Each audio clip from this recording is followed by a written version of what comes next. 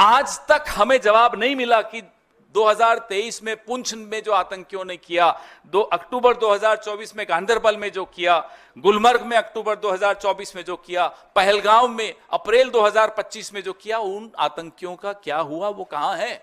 आज तक जवाब नहीं मिला कि सीजफायर किन शर्तों पर हुआ। आज तक जवाब नहीं मिला हाफिज सईद, अजहर मसूद बच के कैसे निकल गए। क्या सीजफायर की शर्तों में इन्हें वापस लाना है या नहीं है? कोई जवाब नहीं। जवाब मांगो, सवाल पूछो तो ये डायलॉग आते हैं आपके पास। पिक्चरें हम सबने देखी है साहब, हमारा सारा बचपन पिक्चरें देखकर गुजरा है, लेकिन गंभीर विषयों पे गंभीर चर्चा होनी चाहिए या पिक्चरों के डायलॉग होने चाहिए? पूरी विदेश नीति ट्रोल्स को आउटसोर्स कर दी, पूरी सुरक्षा नीति ट्रोल्स को आउटसोर्स कर दी, पूरी आंतरिक नीतियां जो है, राजनीति जो है, राजनीतिक विमर्श जो है, ट्रोल्स को आउटसोर्स कर दिया। ये उसका नतीजा मैं आपको बताता हूं क्या हुआ पिछले 10 घंटों में। क्या हुआ विदेश नीति का, मैं आपको एक ज्वलंत उदाहरण देता हूं। कुवैत ने पाकिस्तान से वीजा की रेस्ट्रिक्शंस, जो रोक थी, वो हटा दी। ये अभी कल हुआ है। कुवैत में जो लेबर फोर्स है 21% भारत का है। यह भारत की विदेश नीति है कि अब चूंकि अमेरिकी राष्ट्रपति डोनाल्ड ट्रंप ने पाकिस्तान और हिंदुस्तान को हाइफनेट कर दिया, एक कर दिया, और हमारे यहां से चू नहीं निकली, न प्रेम चोपड़ा बोला, न परेश रावल बोला, तो उसकी यह हालत हो गई कि कुवैत अब भारत और पाकिस्तान को एक दृष्टि से देखने लग गया। जो रेस्ट्रिक्शन थी वीजा पाकिस्तानियों पर कुवैत से, वो हट गई, और पाकिस्तान और कुवैत अब लेबर ट्रीटी साइन करने वाला है। यह भी आप सुन लीजिए, यह है आपकी विदेश नीति का नतीजा। एक और उदाहरण देता हूं, यह अभी पहलगाम के बाद ही हुआ है। UAE, United Arab Emirates, Pakistan और भारत की हाइफनेशन का नतीजा देखिए कि 5 साल का वीजा की अनुमति पाकिस्तान को भी दे दी।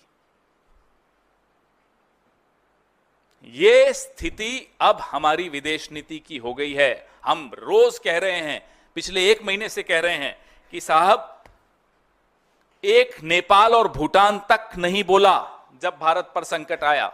किसी एक देश ने पाकिस्तान को आतंकी देश नहीं बोला। हमारी जुबान अकेले हम बोलते रहे, हमारी बात में बात नहीं मिलाई किसी ने। ये विदेश नीति की कमजोरी नहीं है तो और क्या है? 22 फरवरी 1994 में एक सर्वसम्मति से प्रस्ताव पारित हुआ था पीएको को लेकर। आज इस बात को 31 साल हो गए, और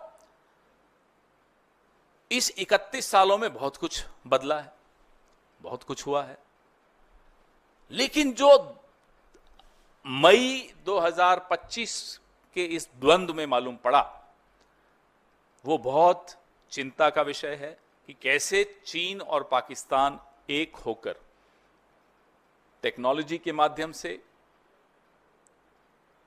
एक होकर आए, एक होकर दिखे। इससे ज्यादा खौफनाक और क्या हो सकता है कि हम इसके लिए तैयार नहीं हैं।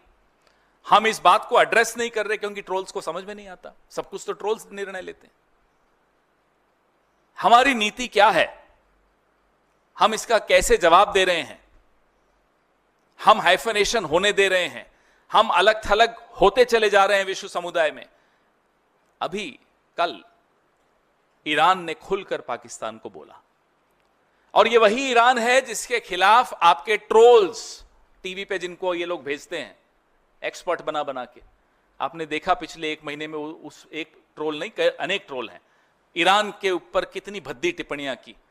ये वही ईरान है जिसमें दशकों की मेहनत सरकारों ने की, कांग्रेस की सरकारों ने की और सरकारों ने की, कि आज भी वो पाकिस्तान को खुलकर उसने चुनौती दी कि आप आतंक को शरण देते हैं। और कोई, न नेपाल न भूटान, छोड़ दीजिए, कोई नहीं आया।